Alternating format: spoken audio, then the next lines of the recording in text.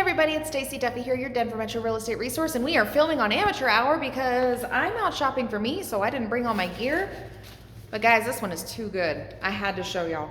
So, sorry for the wobbly camera, and I'm gonna show you some things of why I think this house isn't selling. So, layout is funky. I'm not even gonna go, we're not gonna go in depth. But when you're presenting a property, so here are some things not to do, okay? So newer flooring, cool. Like I said, the layout's a little weird. You walk into a wall. A lot of people don't like that. But we've got gray flooring. We've got white walls. We've got a gray wall here. Goes with flooring pretty well. We've got transition strips to a different type of flooring. Like, it's not like that was a lot of floor. They could have just done the same floor. But that was probably originally tile, this was probably originally carpet, and they didn't want to deal with the height difference. But a transition strip, two transition strips that are entirely different colors. And then transition strip over here where you didn't even need one, because technically you should be able to floor all the way across. So if there's a height issue, fine, get one that matches. You can get this stuff at Restore or at like Bud's Warehouse here locally. I love to pick up my flooring transition strips there, because what is $25 at Floor & Decor, because you pay $8 a linear foot, or $4 a linear foot even, it's like $3 there for an 8-foot strip. Okay, so go find something that's at least halfway, kind of maybe somewhat a little bit closer to your floor color. Because look at this, and then they did quarter round all the way around instead of shoe molding, and quarter round's a lot bigger, but because of the old baseboard, they couldn't tuck it in tight, and it just looks like poop. There's this giant gap for just stuff to just get in and die, because you can't ever get in there to clean it. It's around the entire main living area, okay? Not to mention, totally different color there. Like, WTF, dudes. Oh, and then white over there. Okay, flooring. Maybe that's my video on this one, is flooring. Don't mess up your flooring, okay? Cohesive feel. You've got the same quarter round all the way around, all this stuff. Oh, we got some nice honey oak doors with a different color dog door, white. It just looks weird, right? Oh, gray wall. And then we are up to floor. We're gonna do a floor counter. I wish I had the little editor that just like adds numbers in. Maybe I'll find someone to do that. Like, ding, floor number 3, right? Totally different color transition strip than the other ones. And the other ones would have matched this better, but whatever. So then, oh, ding, flooring number 4, carpet on the stairs, okay? So then we have the original hardwoods. I'm not even gonna, well, I'm gonna go right so y'all can see this. I hit the hall light earlier, what I thought was a hall light. And then listen, that's the vent fan for the laundry. Whatever, should be a hall light. So, okay, flooring counter, ding, number 5, ding, number 6. Okay, and these two are technically the same flooring, but when you chop them, it looks worse, okay? And I'm gonna prove a point, but this kind of helps start to prove it. This doesn't feel good, right? I'm not even gonna look at the rest of this, because it doesn't matter. This doesn't feel good, okay? When you have lots of different kind of flooring in one small space, all right? We still in the wood here. Oh, and then we go back to the other wood, or the other laminate. This is laminate, like an LVP that we had in the other room. But then, all right, this is not a flooring part, but it's too good to pass up. Gold! You can see what I'm wearing today. I'm rocking the cold weather dress. I don't really care. I like gold. I've never seen anybody paint a laminate counter gold. I've seen people paint laminate counters. Sure, you want to do the faux marble, you want to put the contact paper on. I've never seen anyone try to paint it straight up gold and then put a silver faucet, or keep the silver faucet and silver, like, come on. Okay, but my flooring point here. Oh, ding, what are we up to, 7? This is a different carpet than what's on the stairs. And then back to the tile. So not technically a new count number, but and a totally different tile in the shower. Okay, the whole point of this is I can stand in this one spot. I have to lean a little bit, but I can stand in one spot here in the doorway between the master bedroom and bathroom, because it's, well, opening because it's not a door here, and see flooring 1, and I'm gonna count transitions, right? Changes in flooring.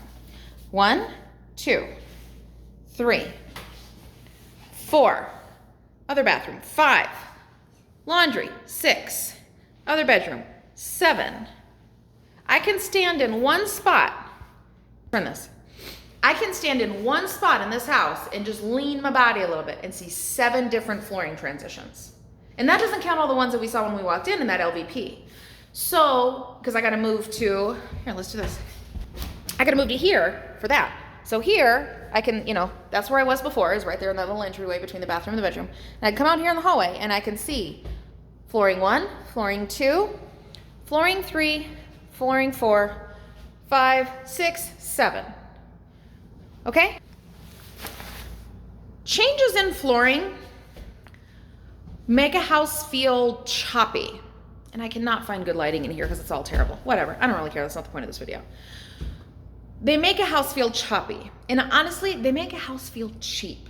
Like somebody did it with whatever leftover materials they had, okay? And that may or may not be the case. Maybe for that room and the function of that room, like a laundry room, having tile, that makes sense. Bathroom, that makes sense.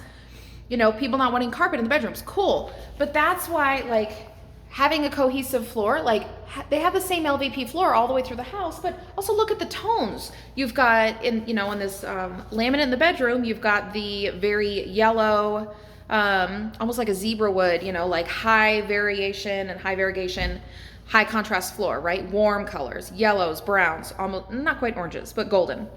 Then you go to straight up 1980s honey oak in a 1909 built house. And then you go to your late 2000s, early 20s, well, mid 2010s, like straight up gray, weathered farmhouse floor.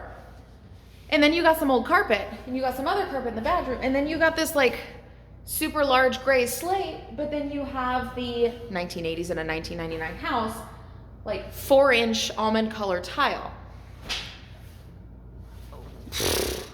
It's like brain overload, okay? So it's too much. It's too many different things going on. It's not cohesive. So I'll link to a video up above and down below on staging and cohesive. I talk about that a lot in that video as far as like making the house feel like the same house. Like if it's a 1960s house and that's the vibe you're going for, don't go for like 1985 grandma's house vibe in the basement, Try to get a cohesive feel throughout the house. This is the definition of anti-cohesive, if that was a word. I can't think of the word right now, but a good word to describe that. Just like,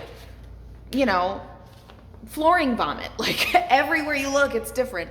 So honestly, the layout of the house isn't that bad. It's a 3-bed, it's 1,400 square feet on the main, and you've got 3 beds, ranch house, big open main living area. The layout of the kitchen's a little funky, but it just makes it feel so much worse than it is. Okay, so flooring cohesiveness, guys, that's a big deal.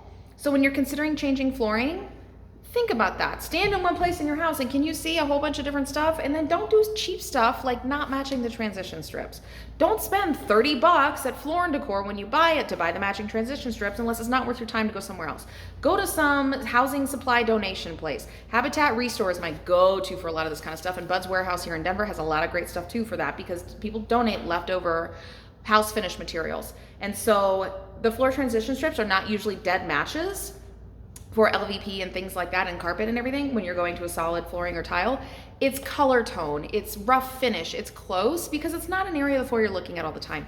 So don't cheap out and try to use whatever garbage, because it just looks bad, as y'all can see. So anyway, that's my little PSA for today. I gotta get back on schedule because I only give myself 15 minutes per house to go look at all these, and I got 8 lined up because I'm knocking them out. So anyway, if you're looking to buy or sell here in Denver, obviously hit me up. I love my job. I'm really good at what I do, and I'm obviously very passionate about it. And unfortunately a bit candid. I'm trying to work on my Gary V. Kind candor. I get the candor down. I got to work on the kindness part. But hit me up. I'd be happy to help. If you need a me or someone like me in another area, let me know. I have a great network. I have a referral form down below that you can fill out so I can be a good matchmaker for you for another agent in another area. And thanks so much for the time, and have a great day.